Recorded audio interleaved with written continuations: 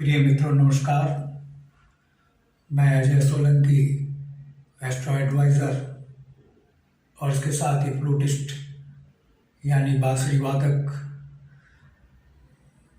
आज के एपिसोड में अपने एस्ट्रो चैनल में मैं आपका हार्दिक स्वागत करता हूं।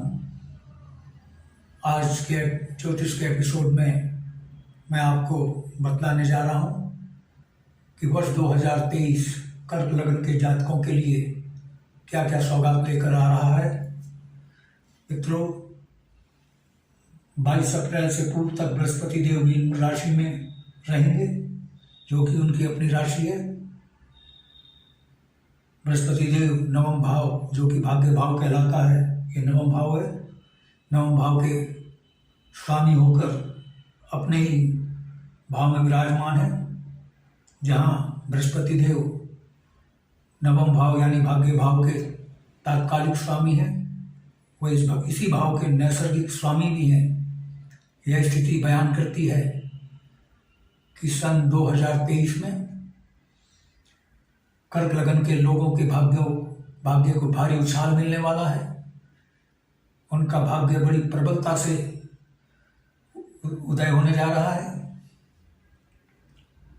क्योंकि यह भाव पिता का भाव है, धर्म कर्म का भाव है, दान का भाव है और विदेश का भी भाव है। अतः कर्क लगन के जातकों के लोगों को अपने पिता से संबंध अच्छे रहेंगे। पिता का उनको भरपूर सहयोग मिलेगा और विदेश यात्रा का भी योग है।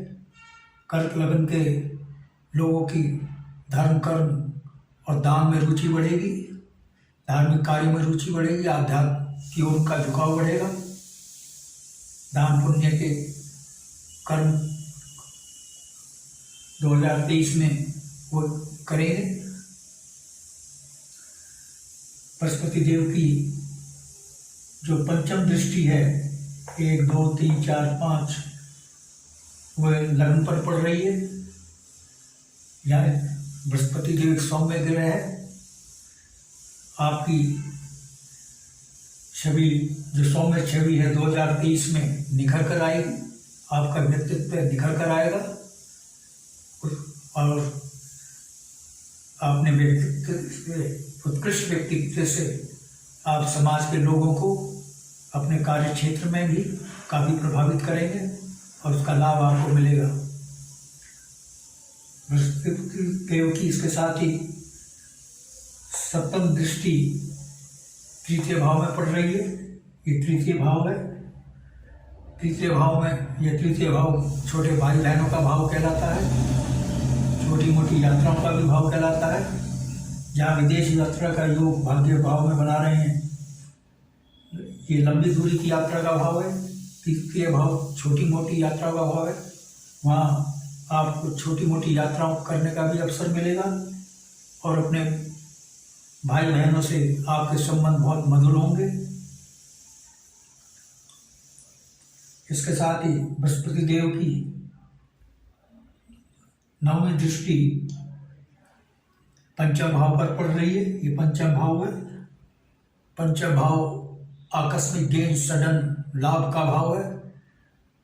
शेयर बाजार से आपको भारी मुनाफा होने जा रहा है। जो कर्क लगन के जातक शेयर बाजार से जुड़े हैं, जिन्होंने शेयर बाजार में इन्वेस्टमेंट किया है, उनको शेयर बाजार से भारी मुनाफा होगा। इसके साथ ही जो जातक विद्यालय में शिक्षा ग्रहण कर रहे हैं, उनको बहुत अच्छे ग्रेड्स मिलेंगे, अच्छे नंबर से उत्तीर्ण होंगे। उनको अपनी पढ़ाई लिखाई में सफलता मिलेगी, शिक्षा में। 22 अप्रैल से बृहस्पति देव मेष राशि में जाएंगे। मेष राशि कर्म भाव में है, यानी बृहस्पति देव 22 अप्रैल से कर्म भाव में विराजमान होने जा रहे हैं। कर्म भाव में बृहस्पति देव के विराजमान होने से कर्क लगन के लोगों को नेम फेम मिलेगा, उनकी ख्याति मिलेगी, उनकी ख्याति बढ़ेगी, उनका समाज में प्रतिष्ठा बढ़ेगी, उनका यश बढ़ेगा। इसके साथ ही कर्क लगन के लोगों को राज्य के सम्मान मिल सकता है, शासन प्रशासन और सरकार से भी सम्मानित हो सकते हैं, क्योंकि दशम भाव सरकार का भी भाव है और ये कर्म भाव भी कहलाता है। और जो कि बृहस्पति देव योग कारक है, शुभ ग्रह हैं, इसलिए शासन प्रशासन सरकार से भी कर्क लगन के लोगों को 2023 के दौरान सम्मान मिल सकता है। और इसके साथ ही जो लोग नौकरी में हैं उनको पदोन्नति मिल सकती है और उनकी आय में भी वृद्धि हो सकती है। उनकी जो पदोन्नति होगी और जो आय में वृद्धि होगी, उस कारण से जो उनका तबादला होगा वो बहुत अच्छी जगह होगा, उनकी पसंद के अनुसार होगा। वैसे तो होगा नहीं, अगर हुआ तो अपनी उनकी पसंद की जगह पर होगा। बृहस्पति देव जब मेष राशि में आएंगे, यानी दशम भाव में आएंगे, कर्म भाव में, तो उनकी सप्तम दृष्टि चतुर्थ भाव में पड़ेगी। ये भौतिक सुख सुविधाओं का भाव है। कर्क लगन के लोगों का 2023 में भौतिक सुख सुविधाओं में भारी इजाफा होने जा रहा है। जैसे भूमि भवन वाहन से संबंधित सुख और तमाम भौतिक सुख उनके मिलेंगे। जिन कर्क लोगों की अपने मकान की चाह थी, उनकी आस पूरी होगी, उनका अपना भवन होगा, और उनको प्रॉपर्टी में इजाफा होगा। उनकी प्रॉपर्टी में नवीन वाहन को खरीदने के उनके योग बन रहे हैं 2023 में, क्योंकि ये चतुर्थ भाव जो है माता का भी भाव है। माता का स्वास्थ्य जो पिछले साल से काफ़ी खराब चल रहा था, माता के स्वास्थ्य में सुधार होगा और माता से उनके संबंध अच्छे होंगे। माता का पूर्ण सहयोग कर्क लगन के जातकों को मिलेगा।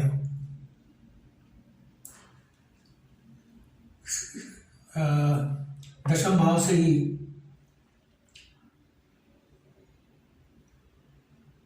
नवम भाव में, दशम भाव से ही बृहस्पति देव की दृष्टि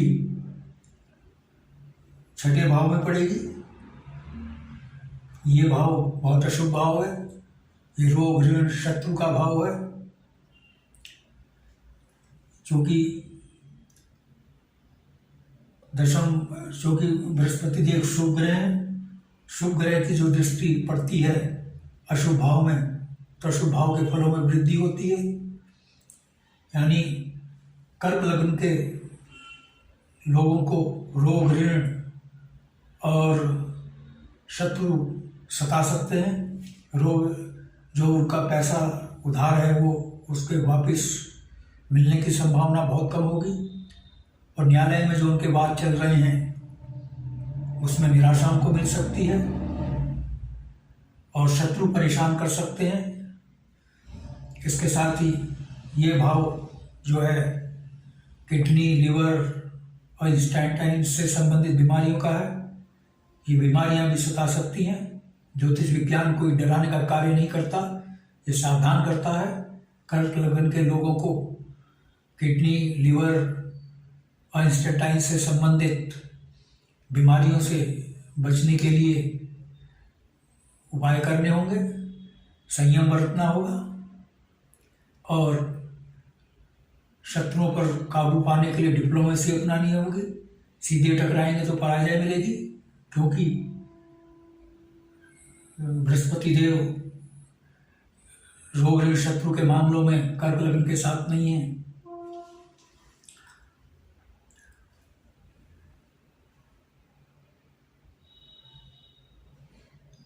इसके साथ ही 4 अक्टूबर से मंगल देव तुला राशि में प्रवेश करने जा रहे हैं, मंगल देव तो ये चतुर्थ भाव में प्रवेश करने जा रहे हैं। चतुर्थ भाव भौतिक सुखों का भाव है, क्योंकि मंगल देव पाप ग्रह हैं। जब पाप ग्रह केंद्र के भाव में प्रवेश करता है तो उस भाव के फलों में भारी वृद्धि करता है। पुनः जहाँ बृहस्पति देव भौतिक सुख सुविधा में वृद्धि कर रहे थे, वहाँ मंगल देव भी भौतिक सुख सुविधा में, जो मैंने अभी बताई है, उसमें कर्क लगन के लोगों की भौतिक सुविधा में भौतिक सुख सुविधा में वृद्धि करने जा रहे हैं। और जब मंगल देव चतुर्थ भाव में आएंगे तो उनकी सप्तम दृष्टि कर्म भाव पर पड़ेगी, दशम भाव में। जो जब तक सेना, मिलिट्री, पुलिस और स्पोर्ट्स में है, उनको कामयाबी मिलेगी, उनमें ऊर्जा का संचार होगा। और सेना, मिलिट्री में जो हैं, पुलिस में हैं, उनको अपने साहस और पराक्रम, यानी सकारात्मक साहस और पराक्रम उनका पुरस्कृत होगा। सरकार, शासन, प्रशासन द्वारा उनको सम्मान मिल सकता है उनके उत्कृष्ट साहस और पराक्रम के कारण। इसके साथ ही जो नौकरी में हैं, उनकी कार्य क्षमता, कार्य कुशलता में वृद्धि होगी। उनकी मैनेजमेंट उनको कार्य क्षमता, कार्य कुशलता से प्रसन्न होकर सम्मानित कर सकती है, क्योंकि मंगल देव से उनमें भी ऊर्जा का संचार होगा। जो नौकरी में है, जो सेना या मिलिट्री पुलिस में नहीं है, जो दूसरे प्रोफेशन में है, उनकी कार्य क्षमता, कार्य कुशलता में बढ़ोतरी होगी, क्योंकि मंगल देव ऊर्जा का संचार करते हैं। जब कार्य क्षमता, कार्य कुशलता में वृद्धि होगी तो आय, पदोन्नति और वेतन वृद्धि होना तय है।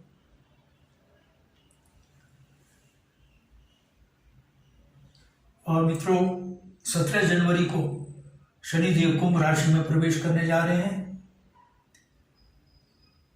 शनिदेव मकर से कुंभ राशि में जाएंगे, अशुभ भाव में।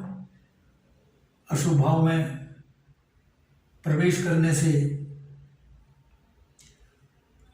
परिवार की सुख शांति में खलल पड़ सकता है, क्योंकि शनिदेव जो है सप्तम भाव के भी स्वामी हैं और वो अशुभ भाव में प्रवेश करने जा रहे हैं। अशुभ भाव में प्रवेश करते ही 17 जनवरी को प्रवेश करेंगे। इससे पारिवारिक सुख शांति को बनाए रखने के लिए परिवार के सदस्यों को आपस में तालमेल बनाकर रखना होगा, आपसी कलह से बचना होगा। पति और पत्नी को दोनों को बेहतर तालमेल बनाने की आवश्यकता होगी। मैं पुनः कह रहा हूँ, ज्योतिष विज्ञान कोई डराने का काम नहीं, सावधान करता है। अगर सावधानी अपनाई तो अवश्य ही पारिवारिक वातावरण शांतिपूर्ण रहेगा, क्योंकि पारिवारिक जीवन में उथल पुथल के 2023 में जो कर्क लग्न के लोग हैं, उनके पारिवारिक जीवन में उथल पुथल होने की संभावना है, क्योंकि मंगल देव जब तुला राशि में आएंगे तो उनकी चतुर्थ दृष्टि सप्तम भाव पे पड़ेगी, जो गृहस्थ का भाव है, पति पत्नी का भाव है। तो मंगल देव चूंकि उग्र स्वभाव देते हैं, उग्रता को अपनाने के लिए प्रेरित करते हैं, इसीलिए कर्क लग्न के लोगों को 2023 में अपनी उग्रता पर काबू पाना होगा, खासकर परिवार के अंदर। परिवार में उग्रता नहीं चलती। अगर उग्रता बनाएंगे तो अगर पति पत्नी है तो उनमें संबंध बिगड़ेंगे, यानी पारिवारिक शांति में खलल हो सकता है, भंग हो सकती है। इसलिए उग्रता को ना अपनाएं, क्योंकि मंगल देव की चतुर्थ दृष्टि 1, 2, 3, 4 मंगल देव 4 अक्टूबर को मंगल देव प्रवेश करने जा रहे हैं इस तुला राशि में चतुर्थ भाव में, और यहाँ से उनकी चतुर्थ दृष्टि सप्तम भाव में गृहस्थ में पड़ेगी। और फिर शनि देव अशुभ भाव में जा रहे हैं, वो भी सब ये गृहस्थ वाले भाव यानी सप्तम भाव के स्वामी होकर अशुभ भाव में जा रहे हैं। दोनों स्थिति गृहस्थ जीवन में अशांति पैदा कर सकती है। इसलिए पति पत्नी और जो कर्क लगन के पिता पुत्र या पति पत्नी है वो उग्रता को ना अपनाएं।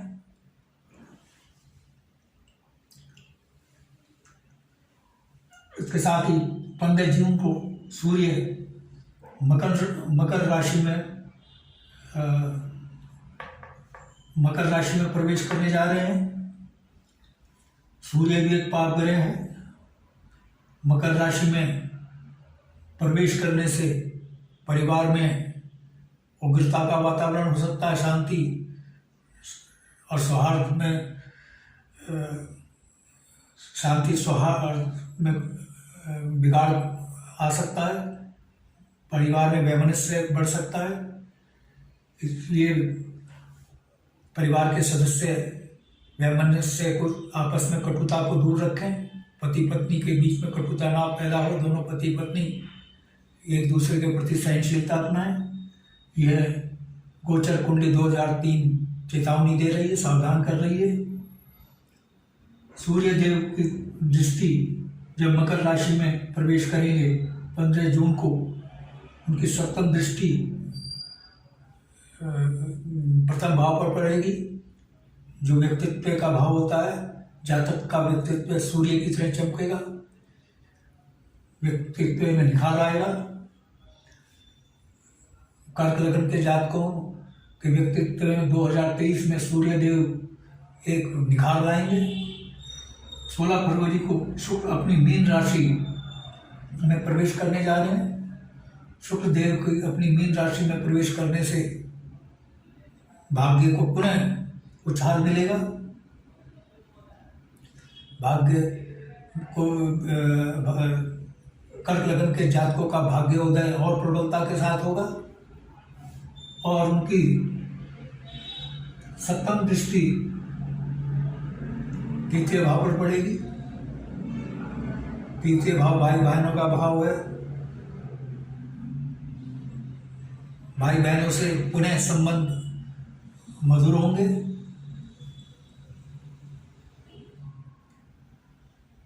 और शुक्रदेव जो है भौतिक सुख सुविधाओं के भी कारक हैं, विवाह के भी कारक हैं। चूंकि उन उच्च राशि में जा रहे हैं, अपनी जो जातक जातिकाओं का जिनका विवाह में रुकावटें आ रही थी 2022 में, 2023 में वो रुकावटें दूर होंगी।